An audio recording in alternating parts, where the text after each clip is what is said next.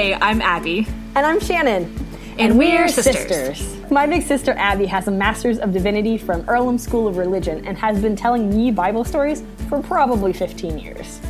And my little sister Shannon has seen 13 versions of Jesus Christ Superstar and has read parts of the Sermon on the Mount. Together, we're bringing you fun facts, historical context, and Bible stories. Well, Bible stories according to you. No, according to you. According to you! This is the Bible. According to my sister.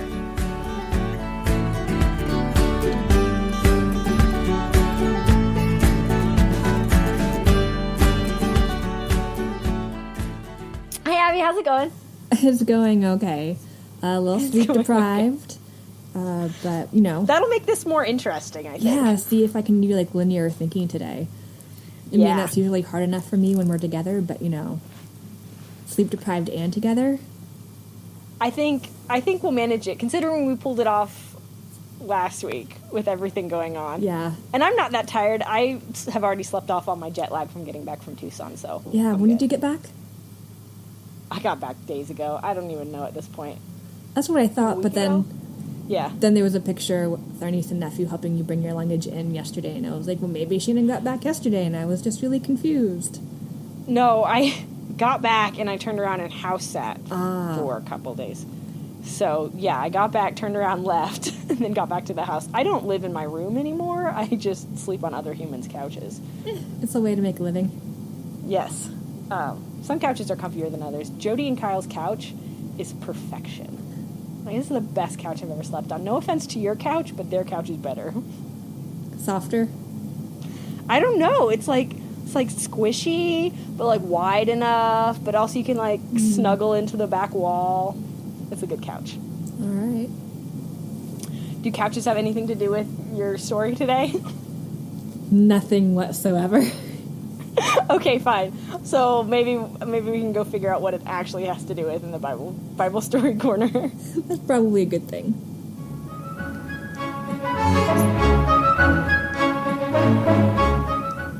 Okay, Abby, what do you got for me? Not couch related.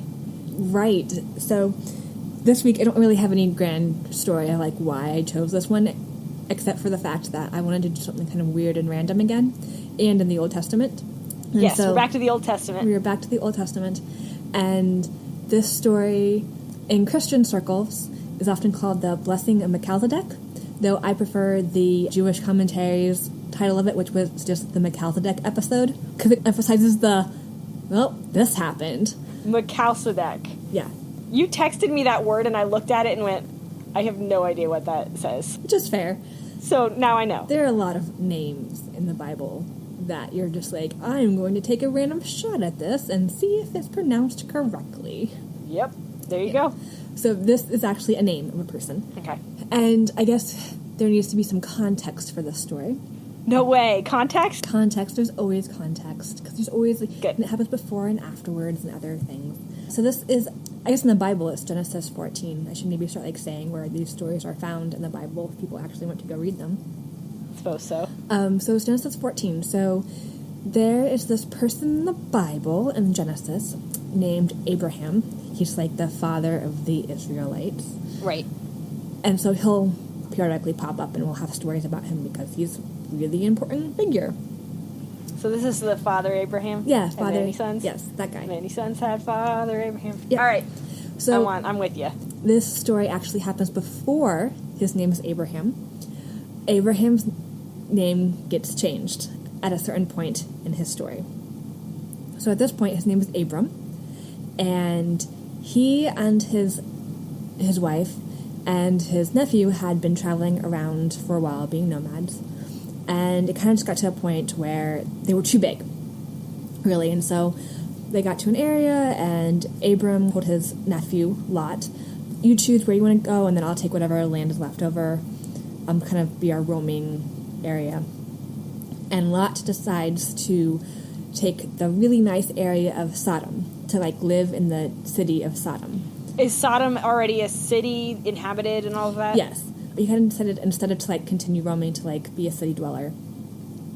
So Lot is living in Sodom, and Abraham goes and continues being a nomad, and he ends up, for a while, living or being a kind of a herder, shepherd person on the land of somebody else, and that person he's got that permission for. But that kind of brings us to where this story starts, which is the beginning part of the chapter isn't terribly important, but essentially like 4 or 5 cities band together to rise up against cities that are ruling them, and they war with each other, and those cities get put in their place. They don't win.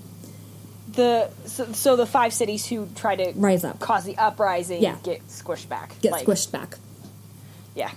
And so the ones who squished them back, who are the winners, are moving along, and they get to Sodom, where Lot is living, and they kind of, attack it, even though Sodom wasn't part of the original uprising people. They're just kind of, I guess, in warrior mode or something. And they kidnap a whole bunch of people, but including Lot and his wife and children. They steal, like, all the possessions of the city. King flees, and so not a great situation, but at least one person escapes and runs to Abram and said Lot has been kidnapped by this group of people.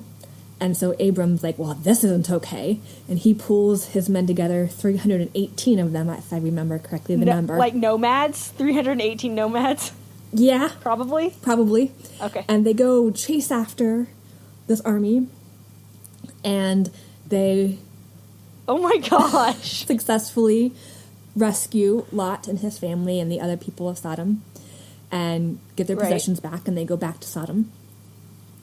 And they get there, and Melchizedek comes out, and he is called a priest of God, and he gives a blessing to Abram, and it says, God Most High, blessed are you, who's done this. I don't remember the blessing off the top of my head. And then Abram gives him like a tithe of like 10% of what they got. And then the king of Sodom comes out and says, well, give me all of the, prisoners, and you can keep all the stuff. And Abram's like all indignant, like, I'm not going to take any of this stuff. That's wrong, and it should go back to the people. And he's all offended that he would be assumed to take rewards for what he's doing. He does it for the kind of the glory of the God. This would make a fantastic motion picture. Like, he's such a hero at this point. Rescues all these people and then just says, I don't need a reward. I did it because it's right. Yes, and I'm doing it for the glory of God, and yeah, everything is good, and that's the end of that. Wait, that's the end? Of that particular story. What? Yeah. Okay, so, but just to wrap this up neatly for me, does he go back to his nomadic life? Yeah. After this scene where he says, like, I did it because it's right, does he, like, take his 318 people and just go back to sheep herding? Supposedly, because the next kind of chapter is about him and his wife. And then Lot goes back to Sodom because we finish up that story later. Yeah. So why is it called the Melchizedek? Oh, gosh. Melchizedek? Melchizedek. The blessing of Melchizedek? Why? Because he just shows up for like a brief second to say a little thing. Yeah, to say the thing. Well, so here's the interesting part about Melchizedek. He is not an Israelite. They don't exist yet in the book yet. But he's not Jewish. He's Canaanite. He doesn't have any connection at all to what's going to become the Israelite people, the Jewish tradition. There's nothing. But he is considered a priest of God. He blesses Abram, in the name of God. Yeah. And he is the first person who uses this title for God in the entire Bible. And then... What title for God? He uses the term God Most High, or creator of heaven and earth. Okay. And this is the first time, at least the first, if not one of the only times in the Bible, that this name is specifically given for God. And then Abram immediately repeats that name back. So Abram gets blessed in the name of the creator of heaven and earth, and then says, I did this in the name of the creator of heaven and earth. That's... Oh. So this person, this outside person, this Canaanite, and remember, like, Canaanite... What is Canaanite? Remind me what Canaanite means. Are the people who are originally living in what is today Israel, and they're going to become the enemies of the Israelite people. Okay. Because they're going to be, the Israelites are going to come in, take over their land. And so this is a person who, in a different period of time, is going to be considered an enemy, right? And he's the priest of God. Wow. He is giving a blessing to Abram. Oh my gosh. Like Abram and eventually Abraham is so important. Yes. In everything.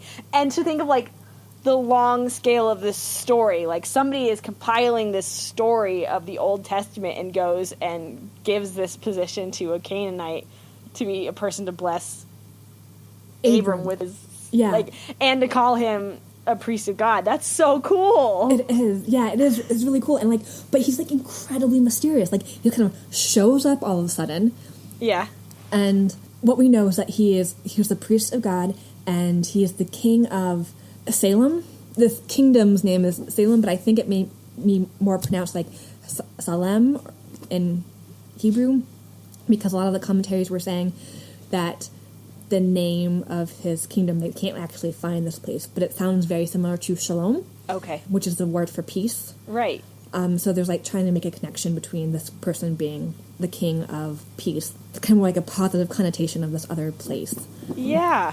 So it's this mysterious person who just sort of shows up and then disappears. Right. And that's all we know about him. Priest of God and this king.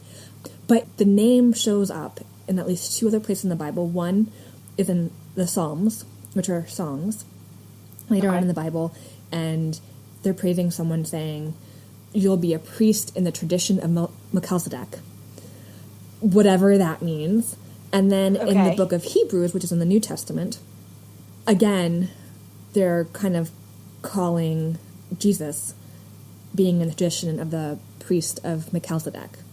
Huh. Because you'd think that would conjure up in my head somebody out from the outside who comes in and preaches. So, or is a priest of God. But. So this is what the Jewish tradition tends to do. Okay. They see that there's a priestly tradition, kind of starts with Adam, the first person in the Bible, and then gets passed down, and they see Melchizedek as being either the exact person of Shem, who was a son of Noah, like Noah's Ark. Shem's still alive and has just taken on a new name or something and is a priest via his father, and in this blessing is passing the priesthood down to Abram.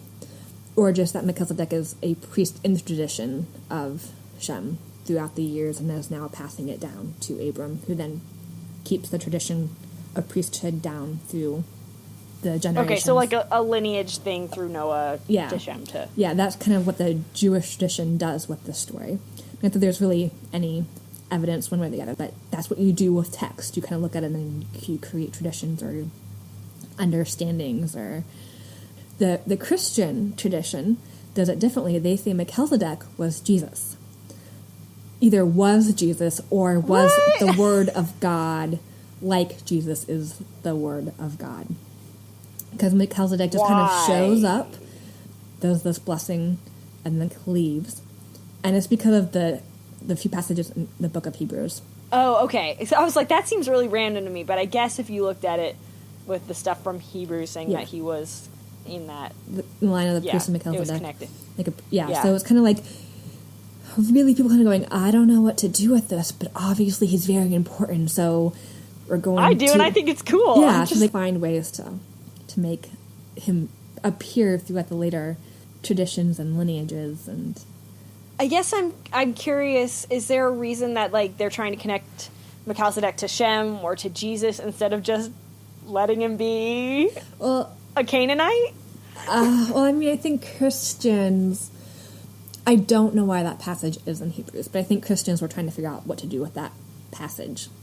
Okay.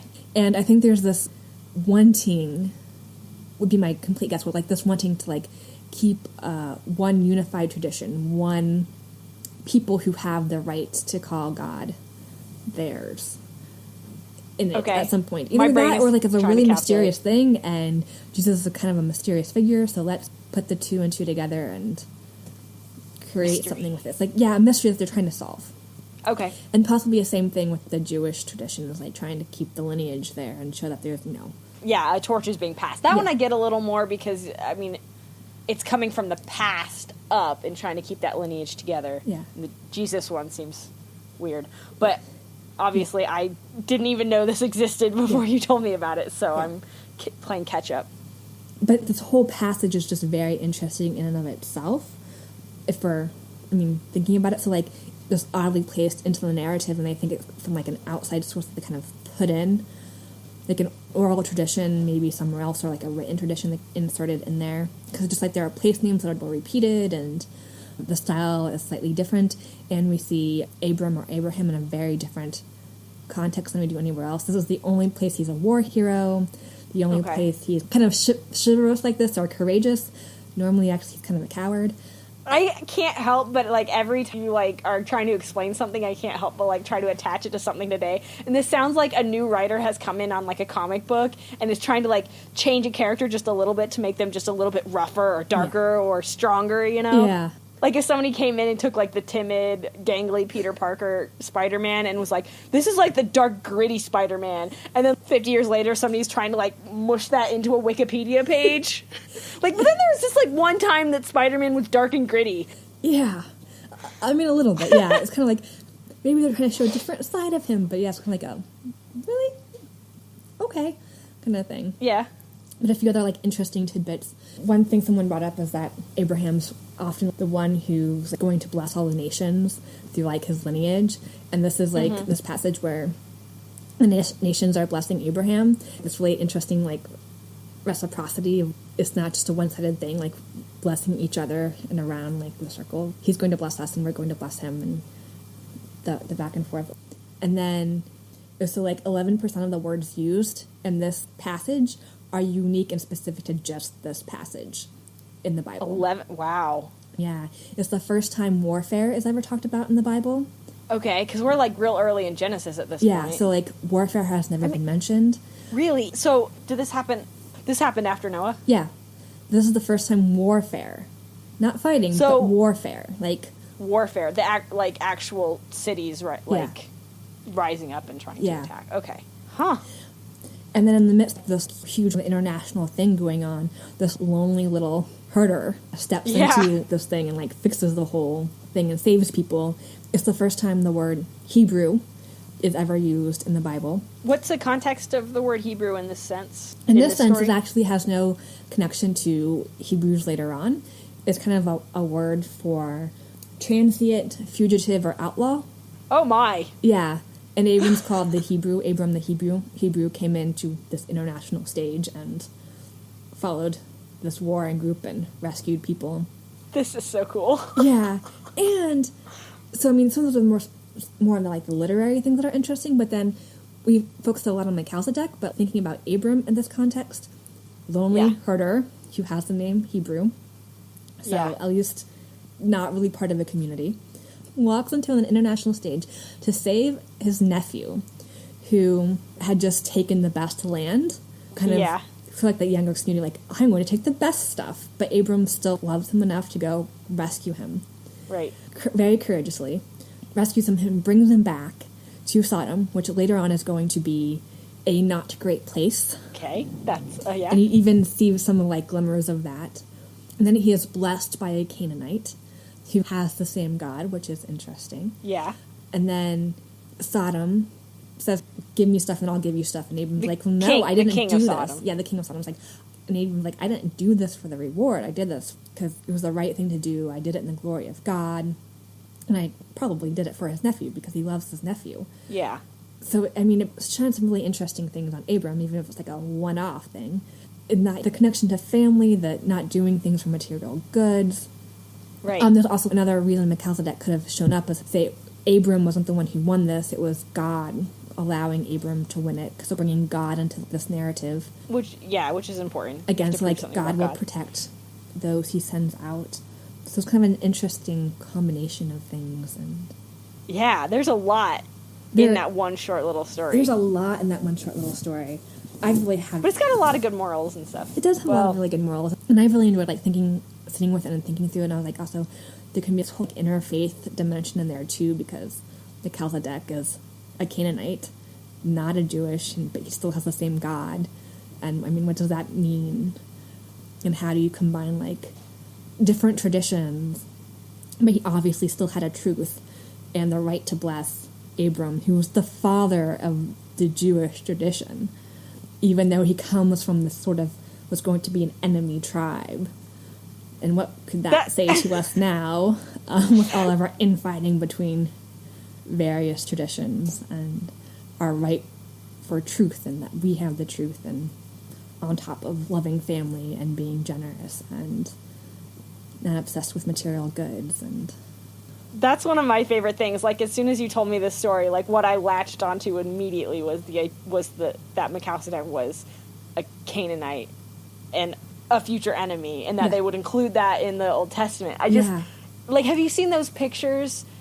I don't know how much it happened recently, but like during, I think it was the Egyptian uprising, there would be pictures of Christians holding hands in circles around men trying to do their evening prayers, like the Muslims trying to do their evening prayers. I think just that, like, understanding that it's the same God, or, you know, like a moment where somebody from a different tradition says that they'll pray for you. Yeah. And like understanding that is meaningful to them. Yeah. To be doing that thing for you, even if it's not necessarily the same God, it kind of is, and it matters. It's like still a very important moment.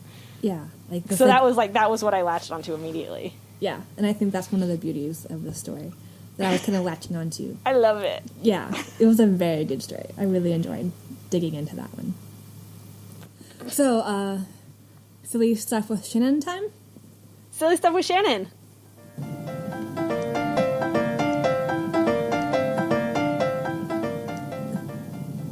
What have you got for me? Guess.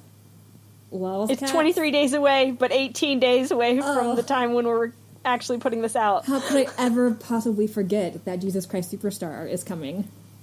Listen, I haven't talked about it in like 4 whole episodes. That is true. I am proud of your restraint. Yes. And we're only, as I said, from this recording, we're 23 days away. But when this comes out, it'll only be 18 days away, Abby. Ooh. 18 days! Do we have more casting updates, or? Yes. Okay. The new cast came out like a couple weeks ago, but I've been putting it off because we had other important things to talk about, obviously. All right, so do you want to know? Okay. Just give it to me. So we know that John Legend is playing Jesus. Awesome. And Alice Cooper is going to be playing King Herod. Yep. They had a really good interview, like the Paley Center interviewed all of them, and Alice Cooper is very entertaining. An interesting dude. Yeah, and then did I tell you Mom and Dad, as soon as they listened to this episode, yelled at me? They're like, next time you're going to talk about Alice Cooper, you're going to have to talk to us first, because we'll tell you all about him. Like, okay, Mom and Dad, remember that next time. Which was funny. And then a couple weeks later, they announced Mary Magdalene, who is going to be played by Sarah Bareilles. Okay. I guess pop music? Ish? Ish. I think she helped write some of the songs for a Broadway musical called Waitress. Okay. And then also starred in that, so she has some, like, I don't know if it's on Broadway or off Broadway, but she has some musical theater stuff, and she comes from a musical theater background, so she should do a good job, hopefully. And then they finally got around to casting Judas, and it's going to be, this is not going to be super exciting to anybody who's not a Broadway person. I didn't know who this was, but it's going to be Brandon Victor Dixon. And I was like, I don't know who that is. But I looked him up, and he is currently playing the role of Aaron Burr in Hamilton. Awesome. And he is good. I'm so excited.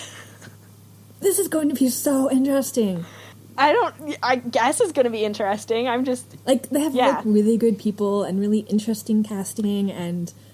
Yeah. So he was the person who stood up when Mike Pence came to see the performance of Hamilton and talked to him about, we're the diverse cast, we're the diverse America, we want you to be protecting and taking care of. And we, like, hope that this production of Hamilton that Mike Pence was at will help you uphold American values for all of us. He didn't, like, and Lin-Manuel Miranda and, all, like, the cast all wrote this thing together, but he was the one who... read it. Said it. Yeah. Yeah, he was the one who read it. I'm really excited. And then people, so people were really excited about the guy they got for Pontius Pilate, who I also think, he was, like, on House of Cards and stuff like that, so people know him for his acting cred. And then the other person they cast was Simon the Zealot. Okay. Who you know I like because he gets that like big pump up song where everybody's singing and dancing and doing their it's like his flips and stuff. only It's like big thing, but it's like the most up song in the production. Jesus Christ Superstar at the end, like the actual titular song is pretty up, but this is like it's a pretty up one. They got Eric Grunwald. He's a Swedish guy who was first discovered on like Sweden's Idol. Sweden? Yeah, Swedish. Sweden's Idol in 2009. Okay. And I went and watched some of his performances. I didn't understand what was going on because it was in Swedish, but he would sing songs in English, and he's pretty good at that. But he had like bleach blonde like hair. It wasn't a Bieber cut, but he definitely had the babyface Bieber thing going on. Meanwhile, he's singing like 80s hair metal. So he's totally got like the rocker vibe. Okay. This is going to be really interesting. And it's coming up Easter, right? Easter 1st. Sunday. April 1st. And I'm trying to decide like what kind of cosplay I should wear to watch this. You mean just like a sheet wrapped around you doesn't count? Well, that's the no, okay, here. So I was thinking like, if you dressed up like Jesus, you just need like white pajamas because Jesus always ends up in white pajamas at some point in the show. Not doing that. Also, it would be weird to dress up like Jesus. Mary Magdalene is just always wearing pretty dresses. Usually wearing pretty dresses. Could do that. There's so many different versions. But I was like, I think we still have like a Roman-style outfit in our basement. Quite so I could possibly. do that. But I would just feel so much cooler just wrapping a sheet around myself. That would be the most fun. Yeah. I think you should I could dress do that. like Caiaphas. And Caiaphas in like the big black robes and like the tall black Pope hats. I think that would be hard to pull off. I think, but if you did like the sheet thingies, it would really confuse Gigi and Zeke, our niece and nephew. Oh, okay. And get them into like the cosplaying too, or trying to explain. Yes. Beforehand. They will probably be asleep by the time it actually comes on. Ooh, yeah, I don't know what time it's going to play. Otherwise, I would put them in little pillowcases. Yes. They would have to sit with me as I watch this. I'm so excited. They're doing it in front of a live audience. Cool. Not like, that makes it sound sitcom-y. So I haven't seen the other live productions NBC has done. I'm a failure. I assume it's more like live television. I'm not sure. I don't know if they're like on a stage and they're recording the stage production. Yeah. The one or two I've seen is kind of like somewhere between sitcom and stage performance. Gotcha. Like there's definitely like set pieces, and they kind of move between those set pieces, but it's very much done in like a theatrical stage way. Okay. Well, this one, what they're really excited about is they're going to have a pit. Like, they have a 32-piece orchestra rock band doing music who are going to be an integral part of the production. And then they're going to have the audience, like, 2 feet from the stage. Apparently participating in some sense, because it sounded like they were going to have people, like, directing the audience to react a certain way. Oh, okay. Which, when you think of the sense that, like, when Jesus is on trial and in, like, the movies and stuff, they have people, like, standing there accusing him. Yeah. Could be really interesting. I don't know how much they're going to use that or what they're going to do with it. No. But they're excited about that aspect of it. Like, it's going to be in a, like a big theater stage. Yeah. With 1,200 people watching it, so. I'm excited, Abby. I can tell. I'm so excited. Well, I think that's most of what I wanted to share.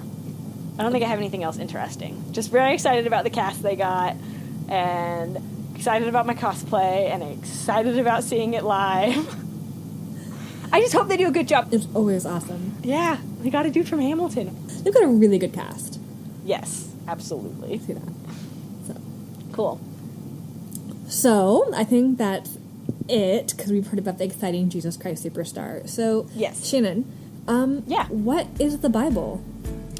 Well, Abby, I think the Bible is revolutionary fiction. But I blame you for that conclusion. I will totally take that blame. I love it.